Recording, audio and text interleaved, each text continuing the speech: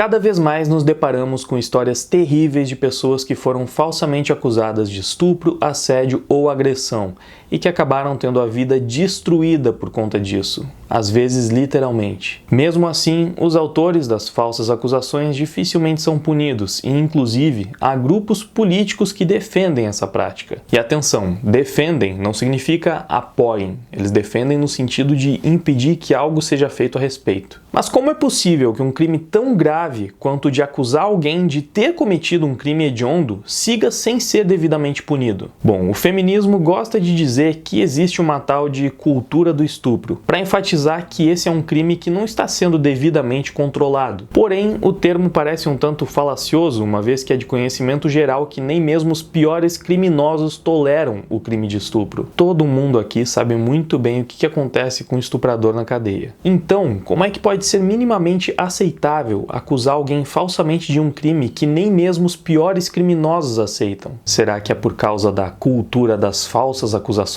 E o pior de tudo é que se um cara for preso por acusação falsa de estupro, ele fatalmente vai ser estuprado. Não só uma, mas múltiplas vezes. E isso não é mera ficção, como prova o caso do Eberson Lima de Oliveira. Preso injustamente por uma falsa acusação, ele foi violentado por 60 detentos e contraiu AIDS. Pois bem, a desculpa utilizada pelas pessoas que defendem que a falsa acusação não deve ser encarada como um crime hediondo é que o estupro, o assédio e a agressão doméstica já são crimes subnotificados, e se as falsas denúncias forem punidas com o rigor que merecem, elas irão inibir mais ainda as denúncias reais. Somado a isso vem o fato de que, supostamente, as falsas acusações corresponderiam a um número muito pequeno de casos, como se fossem irrelevantes perto do problema real que são os crimes acusados. Talvez você já tenha visto essa imagem circulando na internet, que justamente embasaria esse argumento. Nela podemos ver que a maioria dos casos não são reportados às autoridades e que o número de falsas acusações de fato é praticamente nulo estatisticamente falando. Mas afinal de contas, essa imagem está correta? Ela representa fielmente um cenário real? E a resposta é...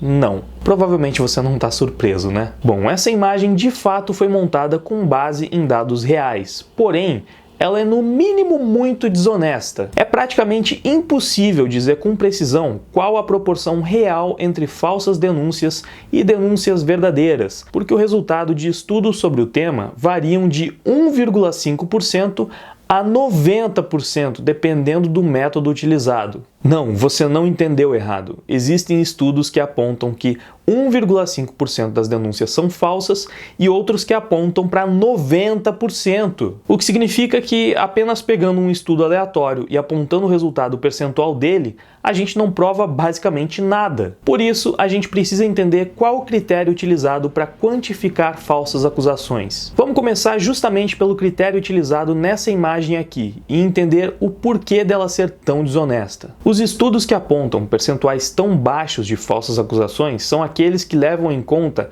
o processo por falsa acusação. Ou seja, esse número não é o número de acusações falsas, mas sim o número de acusações falsas que se tornaram processos. Para se ter ideia, o caso da Najila, que acusou falsamente o Neymar, não entra nessa conta. Na verdade, se a gente for colocar a Najila nesse gráfico, ela estaria sendo representada como uma dessas pessoas daqui. Ela processou e perdeu.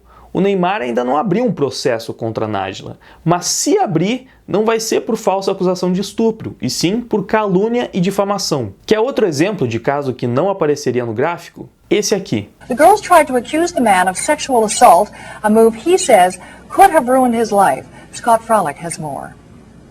So owner Yesa actually had the camera hanging from his rear view mirror in his cab, had signs around the cab saying, "You are on camera, I am recording." Despite that, when the girls got into the cab outside a local bar, they started to want to smoke, which is illegal. Stoner pointed that out and said, "You cannot light up, it'll be a $500 fine." There was some swear words thrown around. At that point, he got to the destination the girls wanted. It was a $13 fare.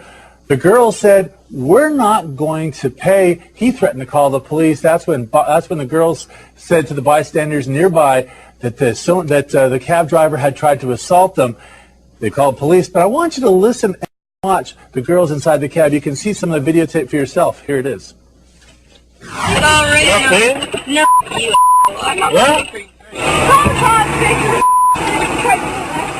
Now, after the police arrived at the scene, they talked with everybody involved, and that's when the cab driver said, I've got tape of this incident. Come take a look. The police did. They looked at the tape, they reviewed the tape, and they said there would be no charges. They had no evidence of any kind of assault, sexual or otherwise here. There are no charges. But that's when Sonoriesa said, well, what about my reputation? Had I not had this tape, he told me, I would have been probably charged. I would have lost my marriage. I could have lost and would have lost my job just based on the charges, no matter what happened after that. So he wanted the girls charged. Police decided, though, to close down the case, saying there wasn't enough evidence either way. So now he's looking for a civil remedy, and he is looking for $60,000 in damages from those girls. Pois é, o cara gravou a falsa acusação de estupro, mas não conseguiu abrir um processo porque a polícia alegou falta de provas. Ué, mas no vídeo não diz que ele abriu um processo contra as meninas? Sim, só que o processo é por danos morais, ou seja, não entra na conta. E aí, será que esse é um critério justo para se utilizar na hora de calcular um número de falsas acusações? Acho que já ficou bem óbvio que não, né? Falam tanto que o estupro é um crime subnotificado, mas na hora de defender um argumento escolhem justo o método que mais subnotifica as falsas acusações, só para fazer parecer que elas quase não existem. Isso é o que eu chamo de desonestidade. Até porque essa imagem separa os casos julgados dos outros que não foram para os tribunais. Só que com as falsas acusações, não tem esse mesmo cuidado. Eu poderia ser igualmente desonesto e pegar um estudo qualquer que aponta para 80% de denúncias falsas, sem explicar qual foi o método utilizado, e aí o gráfico ficaria desse jeito. Porém, eu não faço isso porque eu sei que essas fontes que indicam 80%, 90% também não são lá muito confiáveis ou elas estão tratando os números de uma forma muito específica. Se você parar para pensar, a própria natureza de uma falsa acusação já torna mais difícil de notificá-la corretamente. Afinal, inúmeras delas podem acabar sendo sentenciadas sem jamais serem descobertas. Para você saber que uma acusação é falsa, é necessário que haja uma investigação capacitada o bastante para apontar a falsidade da mesma, o que nem sempre ocorre. Ou seja, muitas falsas acusações acabam entrando nas estatísticas como acusações reais, o que torna ainda mais complicado de chegar em um número preciso de casos. Então, dito isso, agora que nós já vimos que não se pode simplesmente confiar em qualquer estatística sobre falsas acusações que encontramos aí pela internet, eu vou compartilhar com vocês vários dos números que eu encontrei enquanto pesquisava, pra gente não ficar só em um dado ou em outro. Vamos lá. Em 2010, nos Estados Unidos, um cara chamado David Lizak fez uma pesquisa universitária em que ele coletou 136 casos locais de acusações de estupro ao longo de 10 anos e constatou que apenas 8 se provaram falsas, ou seja, 6% dos casos. Por ser uma pesquisa relativamente pequena, ele aplicou ali uma margem de erro de 4 pontos, comparou com outros estudos, e aí ele chegou na conclusão de que as denúncias falsas representariam de 2 a 10% das denúncias totais. Esse número é parecido com um levantamento mais confiável realizado pelo Departamento de Justiça dos Estados Unidos nos anos 90, que indicava que 8% das denúncias investigadas entre 96 e 97 se provaram falsas. Mas, como dito anteriormente, o critério usado para definir o que é uma denúncia falsa pode alterar totalmente o resultado da pesquisa. O sociólogo Eugene Canning realizou um estudo de 9 anos e constatou que em mais de 40% dos casos analisados, o autor da denúncia eventualmente admitia que não houve estupro. E esse mesmo cara também analisou estudos de 2 grandes universidades e descobriu que 50% das acusações foram desmentidas pelos próprios acusadores. Mas talvez esses casos não tenham entrado nas estatísticas anteriores, que ficaram entre 2% e 10%, porque a admissão ocorreu após o abusador ser condenado, ou seja, tratando a denúncia como real, apesar de ela ser desmentida anos depois. Também são casos que não entram na conta do Departamento de Justiça dos Estados Unidos, pois eles utilizam um critério mais objetivo para definir as denúncias falsas. São apenas os casos de estupro analisados com evidências de DNA que excluíram o principal suspeito. Prosseguindo, Linda Fairstein, diretora de um distrito criminal de Nova York, afirmou que há uma média de 4.000 relatos de estupro por ano em Manhattan, sendo que metade deles são falsos. Beleza, mas só tem estudos e depoimentos gringos sobre o tema? Não tem nada sobre o Brasil? Bom, de fato não existem dados oficiais sobre falsas acusações de estupro e agressão no Brasil.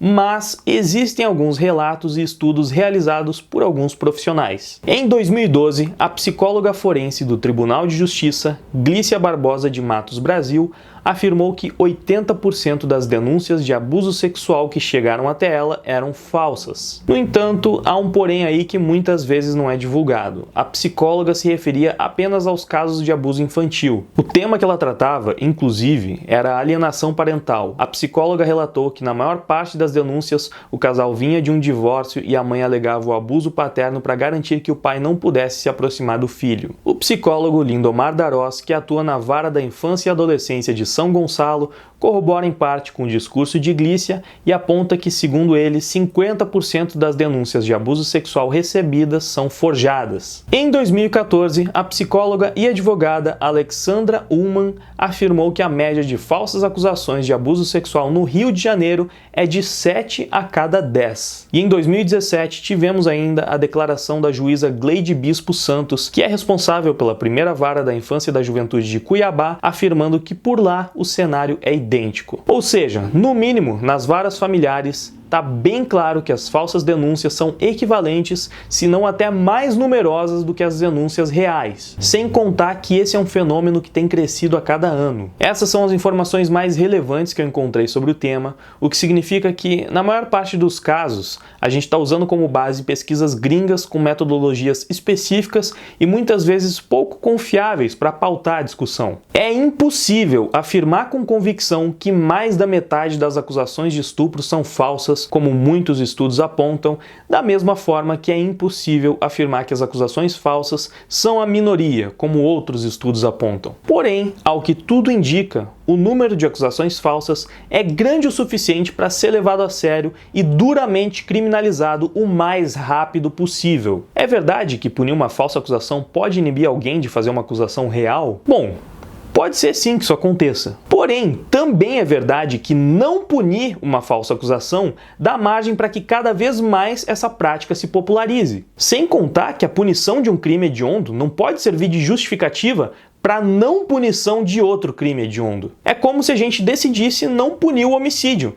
por causa das pessoas que ficam com medo de reagir a um assalto e acabar matando o assaltante em legítima defesa. Não, pera aí, mas legítima defesa não é crime. Sim, denunciar um estupro que aconteceu também não é. Só que a pessoa pode ficar com medo de denunciar ou de reagir e ir presa depois porque foi incorretamente julgada. Eu sei que parece uma comparação super forçada, ou que é uma comparação super forçada, mas a lógica por trás do pensamento é a mesma. Não vou denunciar essa pessoa que me abusou porque eu posso ser preso. Eu não vou atirar nesse assaltante porque eu posso acabar matando ele e aí eu vou pra cadeia. Ok, talvez até tivesse uma comparação mais próxima que eu pudesse fazer, não consegui pensar nela agora, mas o objetivo aqui é apenas mostrar como essa lógica é totalmente deturpada. Estupro é um problema real que deve ser duramente punido? Sim, certamente que é. Por mim pode ser mais punido do que é hoje. Mas e a falsa acusação de estupro? Ela não é um problema real que deve ser duramente punido?